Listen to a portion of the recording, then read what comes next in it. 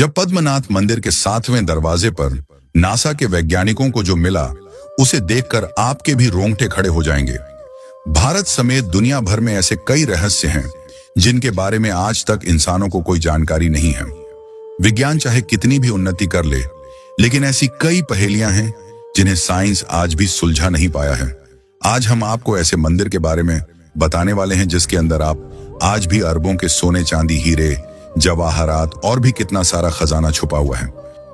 उसका पता लगाने के लिए भारत के उच्चतम न्यायालय में अर्जी दी गई थी और काफी मेहनत के बाद कपाट भी खोले गए। लेकिन वैज्ञानिकों की टीम के साथ जो चमत्कार हुआ, उसे देखकर आपके रोंगटे खड़े हो जाएंगे।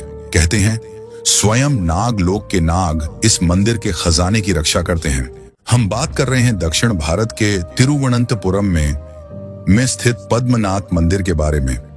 यह मंदिर अपने अंदर कई रहस्य छुपाए बैठा है। कहते हैं यहाँ तकरीबन 7 तहखाने मौजूद हैं और जिसमें 7वें तहखाने में जो खजाना है उसकी रक्षा नाग लोक के नाग, पौराणिक पिशाच और अन्य कई अलौकिक देवता करते हैं। जिस भी इंसान ने 7वें दरवाजे को खोलने की कोशिश करी, या तो गुप्त तरीके से वह गायब हो गया और या अचानक से उसकी मौत हो गई। बात है सन 1930 की, जब लुटेरों का एक ग्रह पद्मनाथ मंदिर में करोड़ों का खजाना लूटने आया। उन्होंने जब 7वें दरवाजे को खोलना चाहा तो अचानक से कुछ भयंकर नाग उसके पीछे पड़ गए। ऐसा माना जाता है प्राचीन काल के संतों ने शक्तिशाली नागपाश मंत्र द्वारा इस कक्ष के प्रवेश द्वार को सील किया है और पद्मनाथ मंदिर के 7वें दरवाजे को केवल सबसे सटीक समझ वाला पुजारी ही गरुड़ मंत्र के जाप से खोल सकता है।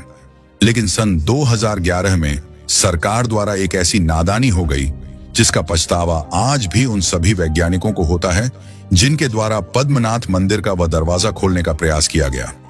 पद्मनाथ स्वामी मंदिर केरल के तिरुवनंतपुरम में मौजूद भगवान विष्णु का सबसे प्रसिद्ध मंदिर है। इस मंदिर के गर्भगृह में भगवान विष्णु की विशाल मूर्ति विराजमान है, जिसे देखने के लिए रोजाना हजारों भक्त दूर दूर से आते हैं। इस प्रतिमा में भगवान विष्णु शेषनाग पर शयन मुद्रा में विराजमान है। मान्यता है कि तिरुवनंतपुरम नाम भगवान के अनंत नामक नाग के नाम के ऊपर रखा गया है। यहाँ पर भगवान विष्णु की विश्राम अवस्था में प्रतिमा हमें दिखाई देती है। लेकिन आपके मन में एक सवाल आ रहा होगा कि आखिर इस मंदिर का निर्माण किसने कराया और आखिर इस मंदिर में जो करोड़ों का खजाना है वह किसकी अमानत है। मंदिर का निर्माण राजा मार्तंड ने करवाया था। भगवान विष्णु को समर्पित पद्मनाथ मंदिर को बाद में त्रावणकोर के राजाओं ने बनवाया, जिसका जिक्र 9वीं शताब्दी के ग्रंथों में भी मिलता है। और इसके बाद इस शाही परिवार ने खुद को भगवान पद्मनाथ को ही समर्पित कर दिया।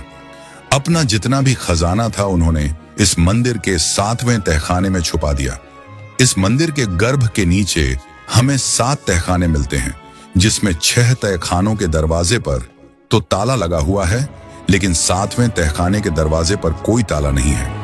बस नाग के 2 निशान हमें वहां दिखाई देते हैं और कहते हैं किसी ने भी इस दरवाजे को खोलना चाहा तो उसी समय नागों द्वारा उसकी मृत्यु हो जाएगी। जब इस शाही परिवार ने अपना सारा खजाना पद्मनाथ मंदिर को दे दिया, कई लुटेरों की नजर इस मंदिर पर पड़ी।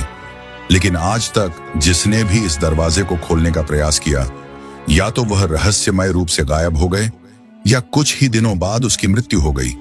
सन 2011 में सरकार द्वारा भी एक ऐसा ही कदम उठाया गया। एक सेवानिवृत्त IPS अधिकारी सुंदर राजन ने मंदिर के खजाने की जांच करने की मांग सुप्रीम कोर्ट में दायर करी। इसके बाद सुप्रीम कोर्ट ने भी खजाने के बारे में पता लगाने के लिए 7 सदस्य कमेटी का गठन किया। तिरुवनंतपुरम के लोगों का यही कहना था कि सरकार द्वारा भूलकर भी अगर उस दरवाजे को खोल दिया गया तो सभी लोगों के लिए मुसीबत का पहाड़ टूटेगा। लेकिन सुप्रीम कोर्ट ने उन दरवाजे को खोलने के आदेश पारित कर दिए, जिसके बाद एक कमेटी का गठन हुआ जिसमें कई सारे वैज्ञानिक भी थे और कई सारे IPS अधिकारी भी थे। जब वह पद्मनाथ मंदिर के गर्भगृह के नीचे गए तो वहां एक एक करके उन्होंने 7 दरवाजे दिखाई दिए। जब उन्होंने पहला दरवाजा खोला, अंदर का नजारा देखकर उन सभी वैज्ञानिकों के रोंगटे खड़े हो गए, क्योंकि अंदर कई सारे कीमती रत्न और कई हीरे जवाहरात मौजूद थीं। जिसके बाद एक एक करके वैज्ञानिकों द्वारा 6 दरवाजे खोल दिए गए, जिनके ऊपर ताला लगा हुआ था और अंदर से कई करोड़ों की संपत्ति उन्हें प्राप्त हुई।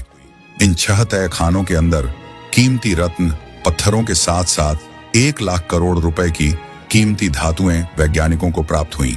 लेकिन अब इंतजार था उस 7वें दरवाजे का, क्योंकि सभी को यही आशा थी कि जब 6 तहखानों में इतना खजाना मिल सकता है तो 7वें तहखाने में ऐसा क्या होगा। लेकिन चौंकाने वाली बात यह थी कि उस तहखाने के दरवाजे पर कोई ताला नहीं लगा हुआ था। इस बात से सभी लोग डरे हुए थे, क्योंकि लोगों का यही कहना था कि आज तक जिसने भी इस तहखाने को खोलना चाहा वह जिंदा नहीं बच पाया। वैज्ञानिकों के मन में जानने की इच्छा थी, ऐसा क्या है 7वें दरवाजे में, या तो अपार सोना या कोई खतरनाक हथियार। लेकिन जब वैज्ञानिकों द्वारा इस 7वें दरवाजे को खोलने का प्रयास किया गया तो ताला न होने के बावजूद भी 10 लोग मिलकर भी इसे नहीं खोल पाए। जब वैज्ञानिकों ने उस दरवाजे पर कान लगाकर सुना तो अंदर से पानी बहने की आवाज आ रही थी।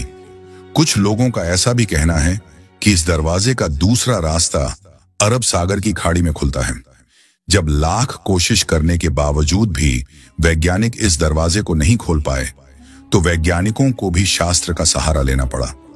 उन्होंने मुख्य पुजारी की व्यवस्था करी, जिसे बहुत अच्छी तरह से गरुड़ मंत्र आता हो, क्योंकि इस दरवाजे को केवल वही खोल सकता था जो कि एक सटीक पुजारी हो, जिसने गरुड़ मंत्र के ऊपर सिद्धि प्राप्त कर रखी हो।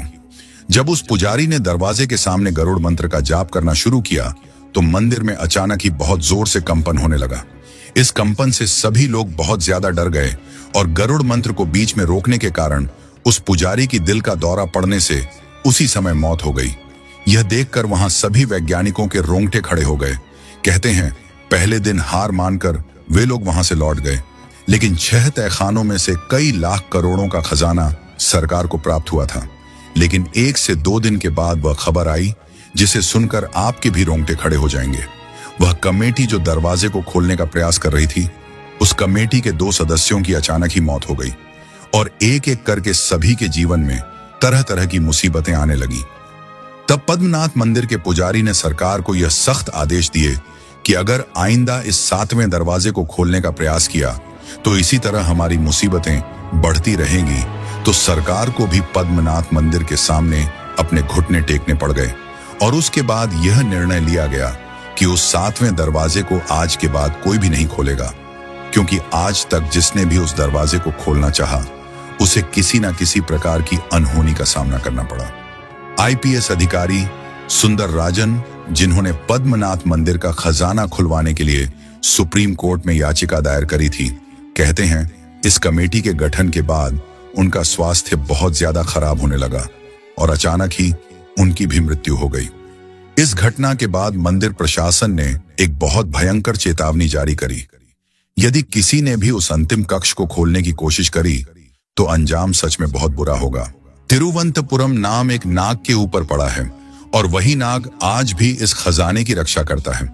आखिर कैसा है पद्मनाथ स्वामी का मंदिर? मंदिर में एक स्वर्ण स्तंभ भी बना हुआ है जो मंदिर की खूबसूरती में इजाफा करता है। मंदिर की गलियारों में अनेकों स्तंभ बनाए गए हैं जिनके ऊपर सुंदर नक्काशी की गई है, जो इस मंदिर की भव्यता में 4 चांद लगाते हैं। अगर आपको इस मंदिर में प्रवेश करना है तो पुरुषों को धोती और महिलाओं को साड़ी पहनना अनिवार्य होता है।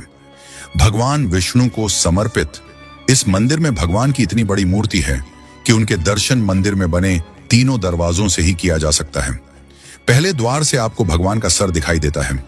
केंद्र के द्वार से भक्त भगवान की नाभि से खिलते कमल को देख सकते हैं और तीसरे द्वार से उनके चरण को देखा जा सकता है।